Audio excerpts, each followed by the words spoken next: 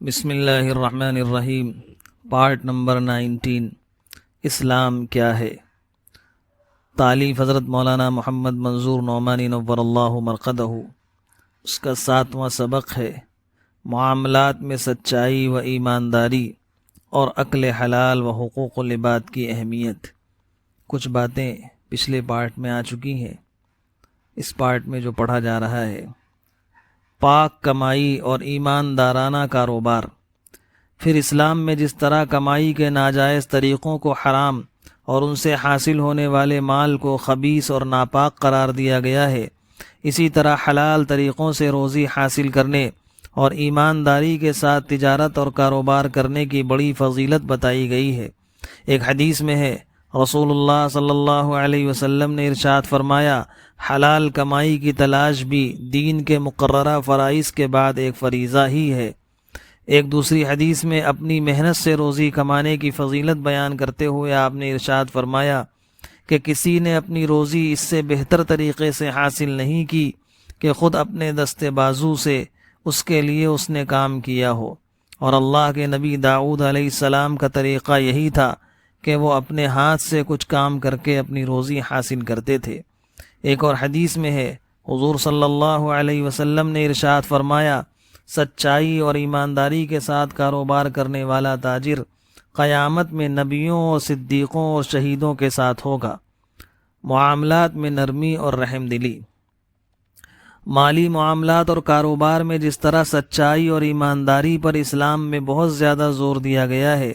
اور اس کو اعلیٰ درجے کی نیکی اور ذریعہ قرب خداوندی قرار دیا گیا ہے، اسی طرح اس کی بھی بڑی ترغیب دی گئی ہے اور بڑی فضیلت بیان کی گئی ہے کہ معاملہ اور لین دین میں نرمی کا رویہ اختیار کیا جائے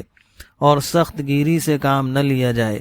ایک حدیث میں ہے، رسول اللہ صلی اللہ علیہ وسلم نے ارشاد فرمایا، اللہ کی رحمت ہو اس بندے پر جو خرید و فروخت میں اور دوسروں سے اپنا حق وصول کرنے میں نرم ہو۔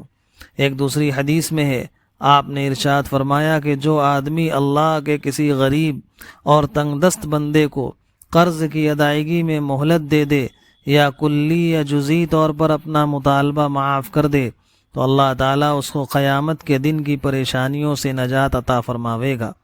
ایک دوسری روایت میں ہے کہ قیامت کے دن اللہ تعالیٰ اس کو اپنے سائے رحمت میں جگہ دے گا۔ حضور صلی اللہ علیہ وسلم کے ان ارشادات کا تعلق تو تاجروں اور ان دولت مندوں سے ہے جن سے تنگ حال لوگ اپنی ضرورتوں کے لیے قرض لے لیتے ہیں، لیکن جو لوگ کسی سے قرض لیں خود ان کو رسول اللہ صلی اللہ علیہ وسلم اس کی انتہائی تاکید فرماتے تھے کہ جہاں تک ہو سکے وہ جلد از جلد قرض ادا کرنے کی کوشش کریں، اور ایسا نہ ہو کہ قرض دار ہونے کی حالت میں دنیا سے چلے جائیں اور اللہ کے کسی بندے کا حق ان کے ذمے باقی رہ جائے۔ اس بارے میں آپ جتنی سختی فرماتے تھے، اس کا اندازہ حضور صلی اللہ علیہ وسلم کے ان ارشادات سے ہو سکتا ہے۔ ایک حدیث میں ہے، آپ صلی اللہ علیہ وسلم نے ارشاد فرمایا کہ اگر آدمی راہ خدا میں شہید ہو جائے تو شہادت کے طفیل اس کے سارے گناہ بخش دیے جائیں گے، لیکن اگر کسی کا قرض اس کے ذمے ہے تو اس سے اس کی گردن شہید ہو کے بھی نہ چھوٹے گی۔ ایک اور حدیث میں ہے، آپ صلی اللہ علیہ وسلم نے ارشاد فرمایا، اس پروردگار کی قسم جس کے قبضے میں محمد کی جان ہے، اگر کوئی شخص راہ خدا میں شہید ہو، پھر زندہ ہو اور پھر شہید ہو اور پھر زندہ ہو اور پھر شہید ہو اور پھر اس کے ذمے کسی کا قرض باقی ہو تو اس قرض کے فیصلے کے بغیر وہ بھی جنت میں نہیں جا سکے گا۔ مالی معاملات اور حقوق العباد کی نزاکت کا اندازہ کرنے کے لیے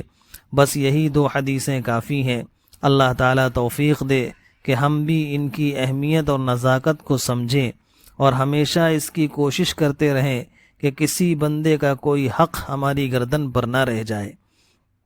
معاملات کے تعلق سے یہ جو 7واں سبق ہے 3 پارٹ میں مکمل ہوا ہے، اس کو بار بار سنیں اور اپنے اپنے معاملات درست کریں۔ اللہ پاک ہم سب کو حلال اور برکت والی روزی عطا فرمائے اور حرام اور مشکوک روزی سے ہماری اور ہماری نسلوں کی حفاظت فرمائے۔ 19واں پارٹ مکمل ہوا۔